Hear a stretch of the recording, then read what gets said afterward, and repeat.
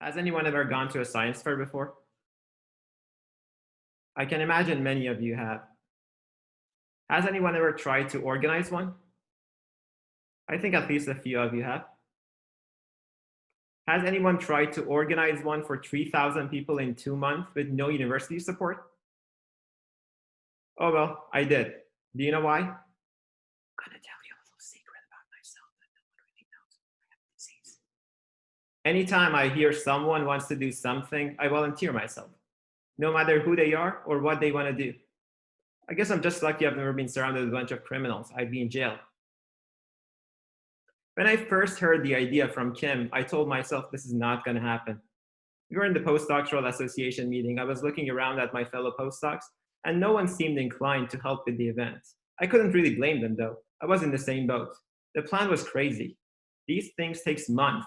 3,000 people, 2 months, no university support? Are you kidding? I clearly remember Kim's face, anxiously looking around to find someone to help. Then something really weird happened. Do you know why? Because I have a disease, remember? My over-optimist subconscious took over and raised my hand and volunteered myself. And before I knew it, Kim started thanking me. And she said, I'm going to follow up with you. 2 days later, we had our first organizational meeting. She gave me a deceivingly short list of action items. I was pleasantly surprised at how short the list was. The first item was permits, see attachment 1. I looked at attachment 1 and my heart dropped. University, Beckman Mall, Beckman Institute Auditorium, Dabney, Baxter, Gene Pool, University Fire Marshal, Pasadena Fire Department, the list goes on and on. I've never heard of some of these places before at Caltech, and now I need to reach out to them and ask for permits. I looked back at the short list. The second item was recruit volunteers. Same simple, right? I asked him, how many volunteers do we need? She said, the more the merrier, but probably at least like 40, 45. Then I asked, how many do we have now? She said, we have 2, including you.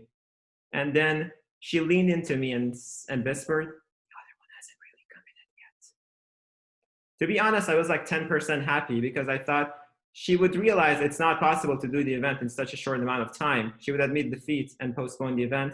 I won't be the bad guy. Seemed like the perfect plan, right? But it wasn't. Later that day, I sent the first batch of emails. Everyone got back to me with open arms. They actually seemed eager to help. I kept sending more emails, contacting more people with the hope of getting a few no's. But against all odds, they were all available on Saturday, March 16. And honestly, I was not really happy about that. It basically meant that I'd be stuck with this crazy plan for the next 2 months. Let's fast forward to 4 days before the big day. I went to one of the organizational meetings and learned that we were desperately looking for a keynote speaker. Keynote speaker? Really? You didn't think about the keynote speaker? It's like the most important part of the event. Isn't it usually one of the first things that people figure out? Oh well, we had 2 options. One was to do the whole thing without the keynote speaker, or 2, magically find one. And then guess what happened next? My disease kicked in again, and somehow I ended up volunteering myself to find a speaker.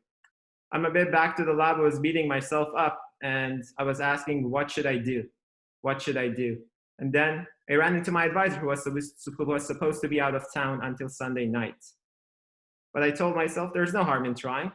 I waved at him and said, hey, would you be interested in giving the keynote speech for this big outreach event that we're doing this Saturday for like 3,000 people? He looked at me and said, sure, I'd be delighted.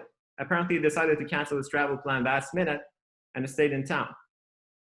On the day of the event, everything went better than I could have imagined. I was looking around, seeing future scientists on campus. We had booths from JPL showing their cool gadgets, like the solar shield or robots. We had labs from biology teaching kids about flies, geology lab describing how earthquake happens, an engineering booth was telling kids how air tunnel works, and even we had a booth making s'mores using sunlight, which was actually the most popular one by far.